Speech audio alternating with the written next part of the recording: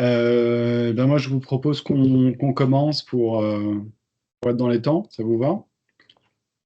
Brève introduction. On a la chance d'accueillir le professeur Loubet du CHU de Nîmes, donc qui est infectiologue et qui a coordonné le protocole de vaccination antigrippale fluo.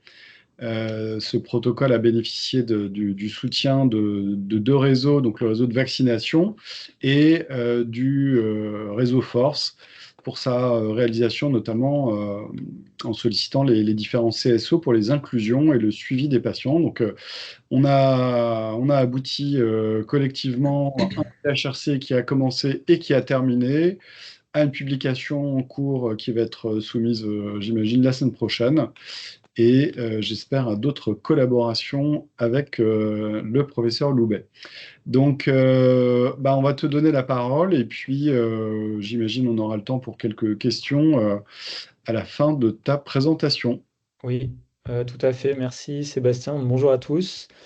Je passe en plein écran si vous me dites si c'est bon. C'est top. Ok, super. Donc merci de m'accueillir aujourd'hui dans votre webinaire donc, du réseau Force. Donc comme vous l'a dit Sébastien, je suis effectivement infectiologue au CHU de Nîmes et j'ai coordonné donc l'essai fluo avec donc, Sébastien et puis Odile Launay qui est également infectiologue et spécialisée en vaccinologie qui travaille à l'hôpital Cochin à Paris. Donc c'était effectivement un PHRC que nous avions obtenu en 2019, donc il y a mis un petit peu de temps à se mettre en route du... Ah, attendez, pardon. Qui a mis un petit peu de temps à se mettre en route du fait du Covid, hein, donc qui a décalé le début de cette étude, mais on a effectivement réussi à la terminer. Donc une collaboration, comme vous l'a dit également Sébastien, de nos deux réseaux, le réseau Force, le vôtre, et puis le réseau IREVAC, qui est le réseau de recherche clinique en vaccinologie français. Donc on a également fait participer le laboratoire Sanofi, à la fois dans le fait qu'ils ont fourni les vaccins que l'on a comparés, que je vais vous présenter, et puis également Sanofi qui a réalisé de manière centralisée dans le laboratoire d'immunologie situé aux États-Unis la totalité des tests évaluant l'immunogénicité de ces vaccins. Donc pourquoi avoir fait ce projet? Donc le sujet grippe et obésité, donc il y a des choses qui sont pour le coup très bien connu, c'est que l'obésité est un facteur de risque de survenue de complications, donc de faire des formes sévères de grippe. Donc ça, en fait, c'est plutôt bien décrit. Ça l'a été beaucoup, en fait, dans la littérature au moment de la pandémie de grippe A H1N1, avec beaucoup de publications qui ont montré particulièrement à ce moment-là l'obésité, mais également la grossesse et d'autres situations ou pathologies chroniques comme étant des facteurs de risque de mortalité notamment, enfin d'hospitalisation en réanimation et puis de mortalité. Vous voyez que le risque de décès est considéré comme multiplié par 3 en cas de grippe quand on est une personne qui vit avec une obésité, par 8 chez les personnes qui vivent avec une obésité morbide. Donc, vous le savez aussi probablement, mais là, les recommandations françaises sont de faire une vaccination donc, saisonnière annuelle avec le vaccin contre la grippe pour toutes les personnes qui ont un IMC supérieur à 40. Alors, c'est vrai que par analogie, on recommande cette vaccination à toutes les personnes obèses, mais c'est vrai que si on regarde stricto sensu les recommandations, ça serait aux personnes avec une obésité avec un IMC au-delà de 40. Donc l'autre point également important, c'est donc vous savez que pour se prévenir de la grippe, on a bien sûr les vaccins qui sont à notre disposition. Et puis il y a de plus en plus de données qui vont dans le même sens, disant que la réponse vaccinale des personnes vivant avec une obésité est probablement quand même altérée par rapport aux personnes de même âge, mais non obèses. Donc il y a plusieurs données. Donc c'est quand même un sujet qui est assez peu étudié, mais il y a quand même pas mal de données sur différents vaccins, et puis notamment avec les vaccins contre la Covid, qui pour le coup ont été étudiés dans tout un tas de sous-populations, dont des personnes obèses ou diabétiques. Et c'est ce qu'on a pu nous montrer dans la cohorte COV-POPART que j'ai coordonnée avec Odile Launay, avec une publication qui a été réalisée sur un sous-groupe de patients vivant avec une obésité et ou un diabète, et chez lesquels on a pu montrer par rapport à un groupe contrôle que la réponse, que ce soit quantitative et qualitative, en termes d'anticorps contre le SARS-CoV-2, donc contre la Covid-19, était quand même altérée par rapport donc, à ces personnes contrôle. Et donc une des hypothèses pour cette réponse altérée, ça serait probablement l'inflammation chronique liée à l'obésité. Donc, si on regarde juste sur les vaccins contre la grippe, Il y a également des données qui montrent que, donc, d'une part, cette réponse pourrait être altérée, mais que également chez les personnes vivant avec une obésité, mais qui arrivent à développer un taux d'anticorps que l'on considère comme suffisant, eh ben, il y a des travaux qui montrent que malgré tout ça, malgré ce taux d'anticorps qu'on considère comme suffisant, ben, les personnes obèses vont faire des infections plus fréquentes. Donc ça, à quoi c'est dû? Ça pourrait être dû au fait que ben, ils peuvent avoir une réponse considérée comme quantitativement bonne, mais peut-être qualitativement moins bonne. C'est-à-dire qu'après, quand vous avez une réponse en anticorps, on va avoir parmi la grande famille des anticorps, certains anticorps qui vont être plutôt neutralisants, qui vont avoir une efficacité directement sur l'agent pathogène, et que cette réponse qualitative est peut-être moins bonne. Et puis peut-être aussi également une fonction des lymphocytes T mémoire qui pourrait être altérée. Donc si je rentre un petit peu plus dans les détails, c'est vrai que quand on parle de réponse immunitaire, ce qui est assez complexe, c'est qu'on a tendance à évaluer uniquement la réponse immunitaire humorale, c'est-à-dire la capacité de la personne qui est vaccinée à produire des anticorps. C'est malheureusement qu'un seul pan de la réponse immunitaire. On a aussi tout ce qui est réponse cellulaire, et c'est des choses qui sont plus difficiles à évaluer, la réponse cellulaire, et qui n'est en tout cas pas faite en routine, c'est uniquement dans des laboratoires spécialisés. Donc c'est vrai que quand on fait des études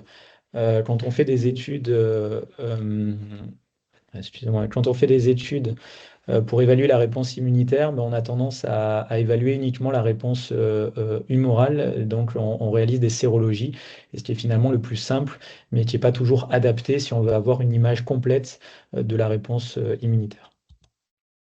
Donc pour ce qui est des vaccins grippe, je vais passer aussi 1 ou 2 minutes pour vous parler des vaccins grippe parce que c'est un champ qui évolue aussi pas mal. C'est pas toujours facile quand on ne s'intéresse pas de suivre l'évolution des vaccins antigrippaux.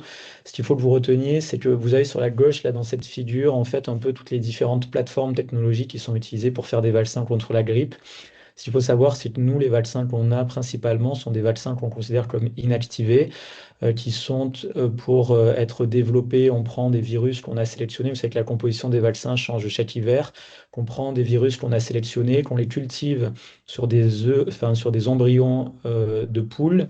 Et puis ensuite, une fois qu'ils ont été cultivés, on va les inactiver. Donc la plupart du temps, c'est donc des virus qu'on a fragmentés et qui sont ensuite administrés. Il faut savoir qu'il y a des vaccins vivants atténués qui existent sous forme intranasale, mais qu'on n'a pas en France, qu'il y a des nouveaux vaccins avec la technologie d'ARN messager qui seront peut-être disponibles dans quelques années, mais qui pour l'instant ne sont pas sur le marché. Et puis, il y a une autre technique que sont ce qu'on appelle la technique des vaccins recombinants. Donc, en fait, on va créer de toutes pièces une protéine virale, qui est l'hémagglutinin, une des protéines de surface du virus de la grippe, qu'on va donc créer en laboratoire et qu'on va administrer. Donc, ça reste un vaccin inactivé, mais c'est légèrement différent de tout le processus de fabrication dans lequel on va cultiver du virus, sachant que ce processus de fabrication peut être impacté par les mutations virales au cours du processus de développement des virus sur les œufs et que ça peut impacter après l'efficacité du vaccin.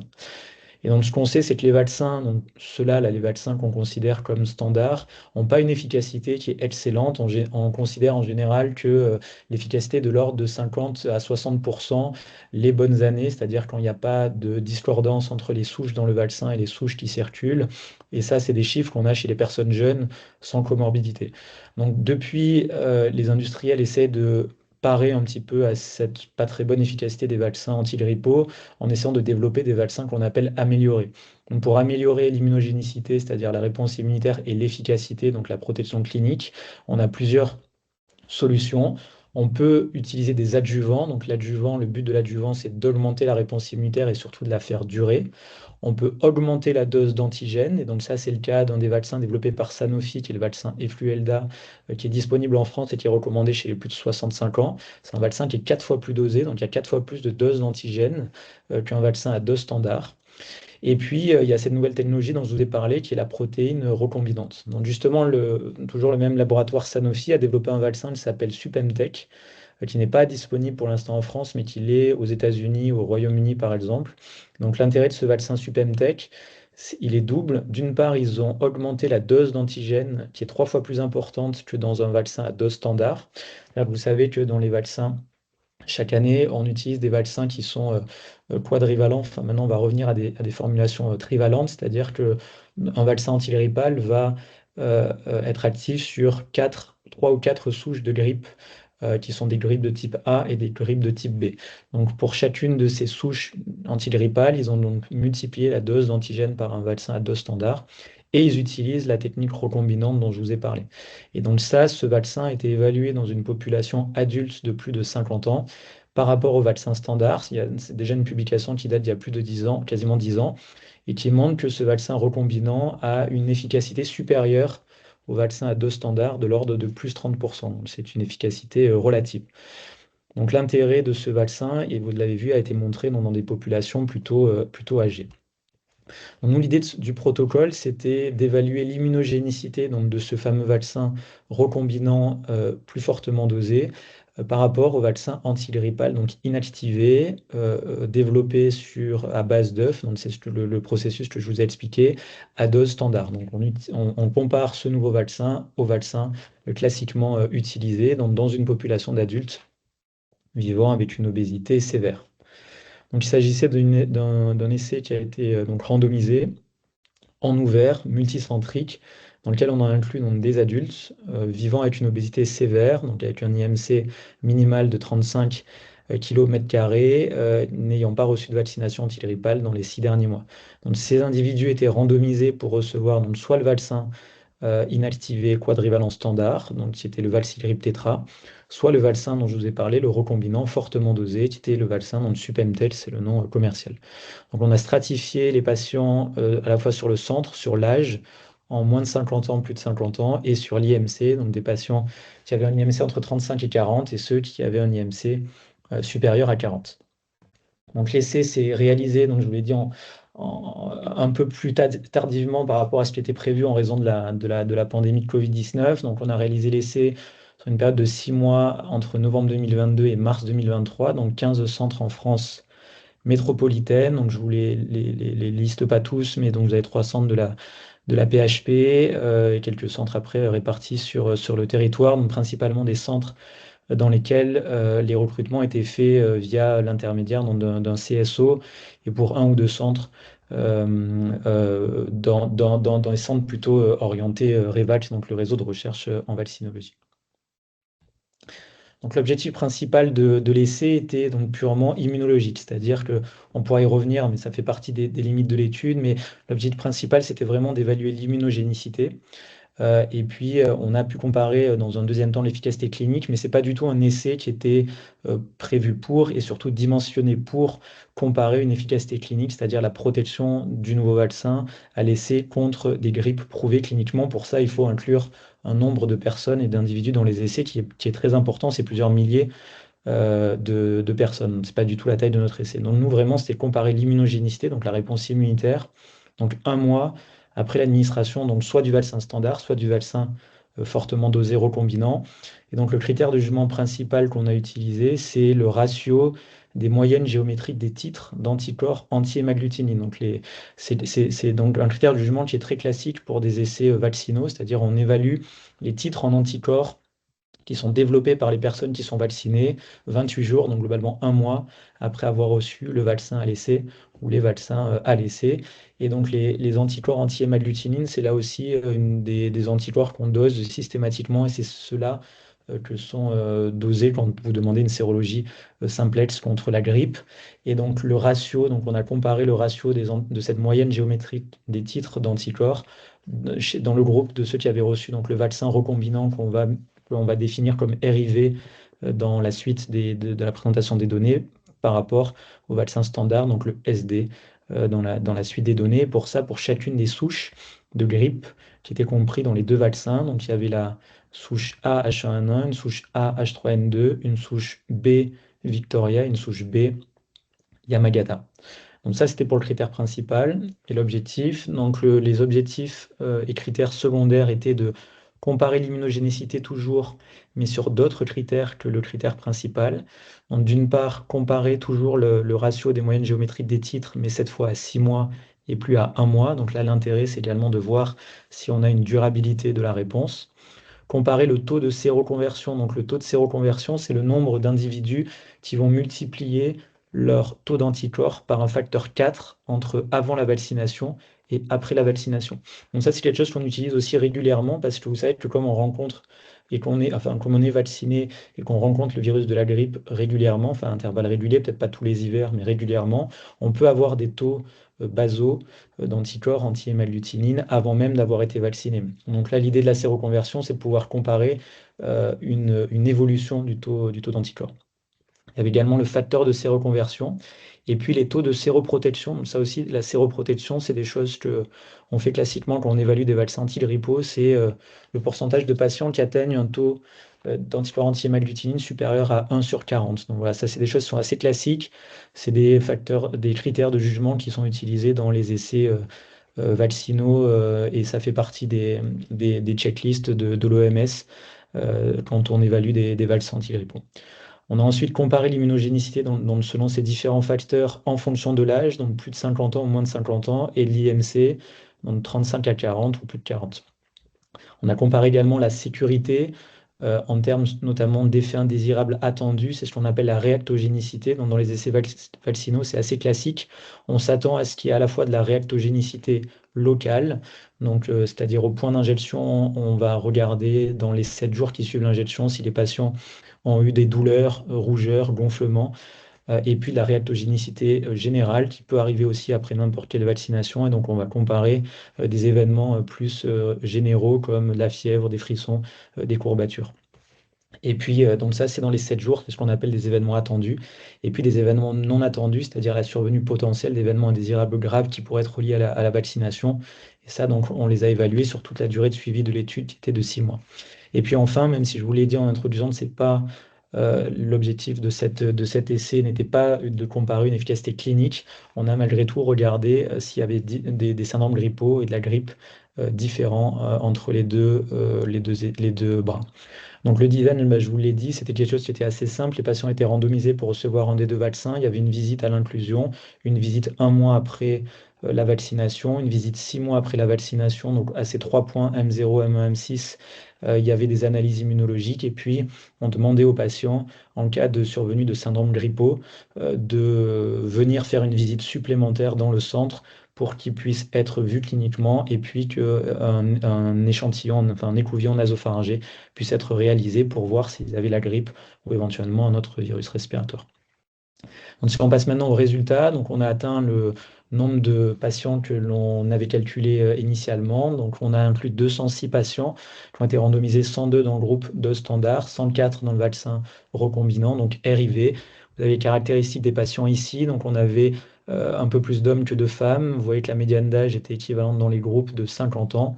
On avait un IMC à l'inclusion qui était au total de 41, à peu près équivalent entre les deux groupes. Vous voyez qu'il y avait quand même 2 tiers des patients, enfin 60% plutôt des patients qui avaient un IMC à plus de 40. 15%, à peu près 10 à 15% des patients qui étaient fumeurs actifs. Donc pourquoi on a recueilli cette variable? Parce qu'on sait que le tabac peut avoir une influence également sur la réponse immunitaire vaccinale. Et puis, on avait 1 tiers des patients qui avaient au moins une pathologie chronique avec par ordre de fréquence un diabète, une hypertension artérielle ou une stéatose hépatique métabolique. Donc le résultat sur le critère de jugement principal, donc je vous rappelle, c'était le ratio des moyennes géométriques des titres, calculé, évalué 1 mois après la vaccination. Donc là, dans ce tableau, vous avez ce ratio, enfin, vous avez la moyenne géométrique des titres dans le bras de standard, dans le bras vaccin recombinant pour chacune des 4 souches comprises dans le vaccin. Et puis, donc, vous avez le ratio, qui est donc le rapport, ce résultat-là sur ce résultat-là. Donc, on avait un ratio des moyennes géométriques des titres qui était significativement supérieur dans le bras vaccin recombinant pour 3 des 4 souches, qui étaient donc les 3 premières, la grippe AH1N1, AH3N2, B Yamagata, mais pas de différence significative sur la B Victoria. Et vous voyez un ratio qui était de l'ordre de 1,3 pour le B Yamagata, allant jusqu'à 2 pour le AH3N2. Donc, dans les critères de jugement secondaires, on avait également d'intérêt, on avait également le même ratio de moyenne géométrie des titres en fonction des sous-groupes. Et donc là, c'est présenté en fonction des souches, donc H1N1, H3N2, B Yamagata, B Victoria.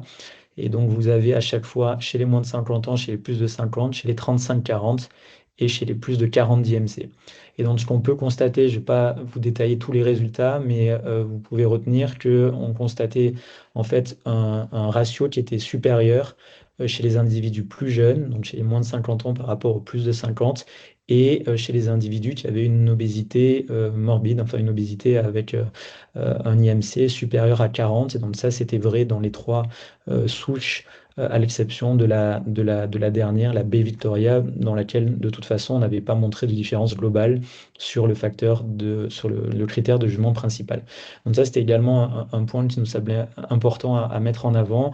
Et puis, donc, je ne rentre pas dans les détails des autres critères de jugement principaux qui étaient notamment ceux sur l'immunogénicité avec d'autres caractéristiques qui étaient la séroconversion ou la séroprotection, mais on observait les mêmes résultats en tout cas en faveur du vaccin recombinant par rapport au vaccin à dose standard. Et puis donc le dernier point qui nous semblait intéressant également, c'est sur la durabilité finalement de cette réponse. Donc ça, c'est le critère de jugement, donc les ratios des titres en anticorps, mais à 6 mois. Donc on peut voir que là, c'est H1N1, H3N2, B Victoria, B Yamagata. Donc on revoit, si on se place ici à M1, cette différence significative, donc les courbes rouges étant le vaccin recombinant. Donc on voit que les titres d'anticorps étaient supérieurs pour les trois souches, sauf la dernière, la B Victoria. Et par contre, à 6 mois, donc si on se place ici, ici, ici et ici, ben, cette différence n'était plus significative, donc cette différence se gommait. Donc en fait, on avait uniquement cette meilleure immunogénicité à 1 mois qui avait tendance après à disparaître au bout du 6e mois. En termes de sécurité, donc, je vous l'ai dit, on a évalué à la fois la réactogénicité attendue. Donc là, vous avez la réactogénicité locale sur un certain nombre d'éléments que j'évoquais tout à l'heure, donc induration, douleur, rougeur, gonflement ou sensibilité. Donc ce que vous pouvez voir à chaque fois, là vous avez le vaccin recombinant, là le vaccin de standard et ainsi de suite. Les couleurs, enfin le code couleur sont que quand on est dans les bleus, on est plutôt sur des grades 1 et 2. Quand on est orange, c'est du grade 3. Quand on est rouge, c'est du grade 4. Donc, bien sûr, ça va crescendo. Plus les grades sont rouges et plus l'effet est considéré comme intense. Donc, ce qu'on peut voir sur la réactogénicité locale, c'était que le vaccin à dose standard avait une réactogénicité locale plus importante. Donc ça, c'est un petit peu contre-intuitif. C'est vrai que c'est des vaccins qui sont plus fortement dosés en antigènes. Donc on a tendance à avoir des réactogénicités normalement locales un peu plus importantes. Ce n'était pas le cas ici. C'est le dose standard dans lesquels il y avait des pourcentages de personnes qui déclaraient une réactogénicité locale qui était plus importante. Et puis, pour la réactogénicité générale, ben là, c'était l'inverse. Donc, on avait le vaccin recombinant qui avait une réactogénicité plus importante. Et donc, dernier point, parce que c'est vrai qu'on pose systématiquement la question, même si je vous le rappelle, ce n'était pas l'objectif. On n'avait pas de. Et pardon, je ne vous ai pas précisé, mais il n'y a eu aucun événement, il n'y a pas eu d'événement indésirable grave considéré comme relié à la vaccination dans aucun des deux groupes. Pour ce qui est du résultat sur les grippes prouvées, sur les syndromes grippaux et les grippes prouvées, donc là aussi, on a eu 2 événements dans le groupe recombinant, 2 grippes prouvées dans le groupe vaccin recombinant, pas dans le groupe de standard. Mais dans tous les cas, voilà, il n'y avait pas de puissance suffisante pour pouvoir comparer ces deux vaccins sur ce critère de jugement-là. Donc, on n'avait pas de différence en termes de syndrome grippaux entre ces deux groupes. Voilà, donc en conclusion sur cette présentation assez brève, donc c'est le premier essai à évaluer l'immunogénicité de ce vaccin recombinant à forte dose dans une population d'adultes jeunes, considérés comme un risque de faire des grippes graves, mais non immunodéprimés. Il y a d'autres essais un peu similaires aux nôtres qui ont été réalisés, par exemple, dans des populations de transplantés d'organes solides, jeunes mais transplantés d'organes solides, ce qui n'est pas du tout la même chose que les personnes vivant avec une obésité. Mais donc, on trouvait ça intéressant parce que quand même, la population, comme je vous l'ai dit en introduction, de personnes vivant avec une obésité est considérée comme un risque, ou un risque important de faire des grippes plus sévères. Donc, notre travail montre qu'il y a une meilleure immunogénicité de ce vaccin recombinant à 1 mois sur 3 des 4 souches. Et cette meilleure immunogénicité est surtout visible chez les plus jeunes, donc moins de 50 ans, et ceux avec un IMC supérieur à 40. Donc, ces résultats sont cohérents avec la littérature de ce vaccin dans des populations jeunes mais non comorbides, à l'exception de la supériorité à 6 mois qui en général reste significative dans les populations d'adultes plus jeunes qui ont le vaccin recombinant par rapport au vaccin à dose standard. Or, nous, comme je vous l'ai montré, la supériorité n'était plus atteinte à 6 mois. Donc, comme je vous l'ai dit, c'est uniquement un essai immunologiques, non dimensionnés pour évaluer la traduction clinique, même si effectivement on est attendu derrière, mais on n'est pas capable à LCTC de le montrer. Et donc, si on peut conclure, donc même si c'est un vaccin qui n'est pas disponible à l'heure actuelle en France, mais qui a une AMM dès l'âge de 18 ans, je vous l'ai dit, et qui est utilisé aux États-Unis beaucoup, au Royaume-Uni également. Donc, ces résultats sont en faveur, enfin, seraient en faveur d'une utilisation de ce vaccin donc, chez des personnes vivant avec une obésité, notamment les personnes plus jeunes et ceux avec un stade d'obésité plus élevé. Voilà, donc je vous remercie pour votre attention et puis je remercie également toutes les personnes des deux réseaux, notamment Sébastien, pour leur contribution à ce travail qui souligne effectivement, je pense, l'intérêt de la thématique et puis la faisabilité d'essais comme ça sur finalement des spécialités qui ne sont pas forcément toujours en lien au quotidien, mais sur des sujets qui sont, à mon avis, intéressants et puis d'avenir. Merci pour votre attention. Super, merci beaucoup, Paul. On va peut-être prendre du temps pour les questions. Si vous voulez vous connecter, allumer vos caméras, etc. Moi, j'avais une ou deux questions en attendant, mais je vais peut-être laisser les autres s'exprimer. Bon, je lance la première. Donc, on n'a pas effectivement l'habitude de ce champ thématique hein, dans notre réseau. Donc, on a montré la faisabilité, donc ça donne sûrement envie de collaborer sur d'autres thématiques vaccinales avec votre réseau et vous. Et puis aussi dans le cadre de nos missions avec Emmanuel 10, on a vraiment le besoin d'amplifier les collaborations inter-réseaux. C'est quelque chose qui est regardé beaucoup par FCRIN. Moi, j'avais une question. Donc, pour toi, donc, avec ces résultats, tu penses que c'est insuffisant pour changer les pratiques cliniques et influencer, par exemple, pas le calendrier, mais les recommandations vaccinales pour cette population déjà à risque et déjà insuffisamment couverte par la vaccination? Ou voilà, est-ce qu'il faut qu'on aille plus loin? Parce que, comme tu l'as souligné, on a aussi collecté les données d'effets indésirables, notamment les syndromes grippaux. Donc ça, c'est quand même un point qu'on mettra dans la publication, mais c'est pas suffisant parce que c'était pas l'objectif principal de l'étude. Mm. Donc, comment tu vois les choses? Qu'est-ce qu'il faudrait qu'on modifie Mm. Ouais, je pense que le premier point, effectivement, c'est il faut arriver à avoir des couvertures vaccinales, quel que soit le vaccin utilisé, plus importante, ça, c'est clair.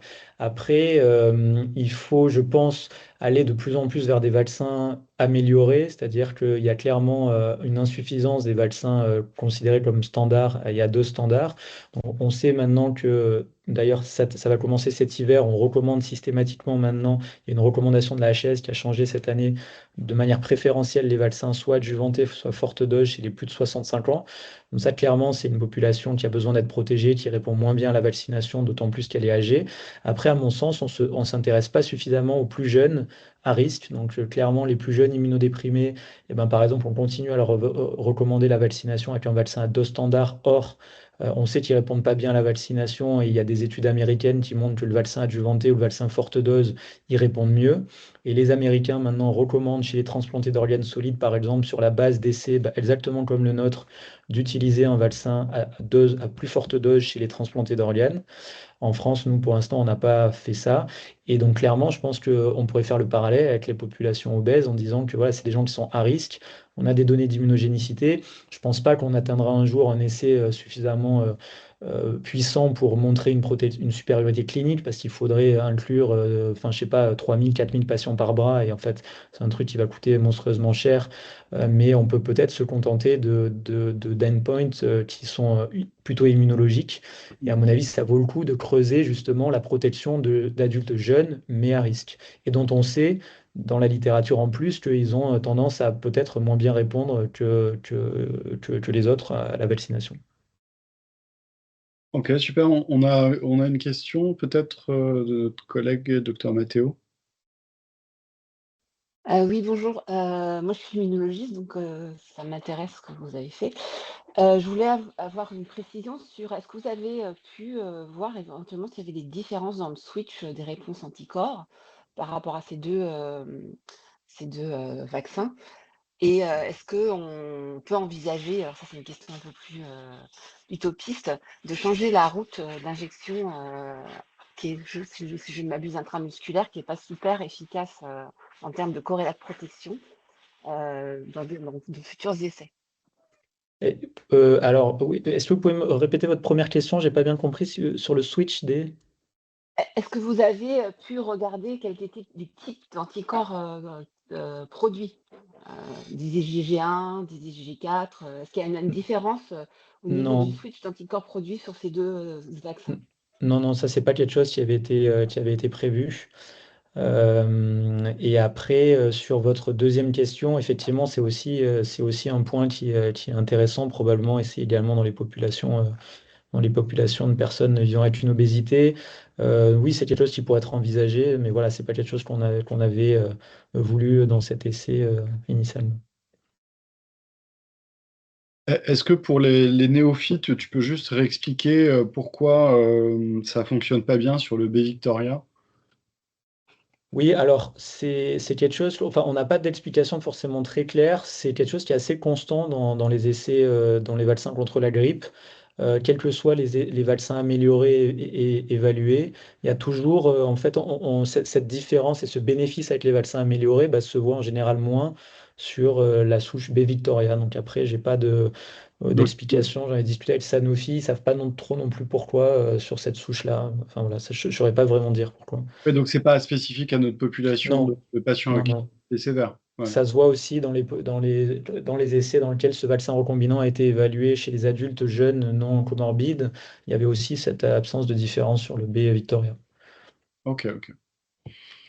Super. Est-ce qu'il y a d'autres questions dans le webinaire avant qu'on Ouais, moi, puisse. Bonjour à tous, c'est Ronan Thibault à Alors, Rennes. Vous m'entendez? Je vais bien poser une petite question. vas-y, c'est fait pour. Ouais, sur le phénotype des personnes en obésité que vous avez inclus. Enfin, vous l'avez montré sur le tableau, mais est-ce que vous avez regardé en sous-groupe s'il y avait des différences, par exemple diabétiques de type 2, pas diabétiques, ou si c'était métabolique ou non? Je sais que l'essai n'était pas designé pour ça, il y avait sûrement un manque de puissance, mais est-ce que vous pensez que toutes les personnes en obésité notamment plus jeunes et avec un IMC plus élevé, au-dessus de 40, sont à risque d'être moins immunogènes avec les vaccins standards, ou est-ce que c'est lié aussi peut-être au phénotype de l'obésité elle-même? Alors on n'est pas allé jusque-là effectivement dans les autres analyses en dehors du fait d'avoir voilà, tenu compte à la fois de l'âge et puis de la sévérité, enfin, du grade de l'obésité. Mais non, on n'a pas regardé après plus en détail. C'est vrai que ça pourrait être intéressant parce qu'effectivement le cumul obésité et diabète. C'est d'ailleurs ce qu'on avait montré dans le Clove Pop Art, peut avoir une double mauvaise influence, si on peut dire, sur enfin mauvaise effet négatif plutôt Hmm. sur la réponse immunitaire. Ok, merci. En tout cas, bravo pour le travail. Merci. Eh ben, j'ai l'impression qu'on a à peu près tenu les temps. Merci beaucoup, Paul. On va Avec croiser plaisir. les doigts pour le futur papier. Oui, Et puis à ta disposition et au réseau IREVAC si il y a d'autres projets qui émergent et qui concernent notre population de patients. volontiers. Voilà, et puis j'ai l'impression que Fanny est en train de faire un petit teaser pour le prochain Webi Lunch. Donc ce sera le docteur Sarah Berdo et Brigitte Sabatier qui vont nous présenter les résultats de l'étude RECOBMED, qui est donc un PREPS, je crois. C'était un PREPS ou un PHRC national ou PREPS, un des deux. Voilà, donc un travail assez original d'analyse de la littérature sur les niveaux de preuves en fait sur la prescription des médicaments chez les patients avec une obésité sévère et avec un deuxième volet qui va être une interrogation de différents gros entrepôts de données dans plusieurs endroits en France. Donc voilà, deux collègues cette fois pharmaciennes pour le prochain Webi Lunch. Donc merci à toutes, à tous et merci à Fanny pour la logistique. À vous les studios. Au revoir, merci. Au revoir, merci. À bientôt. Au revoir, à bientôt. Au revoir. Merci, au revoir.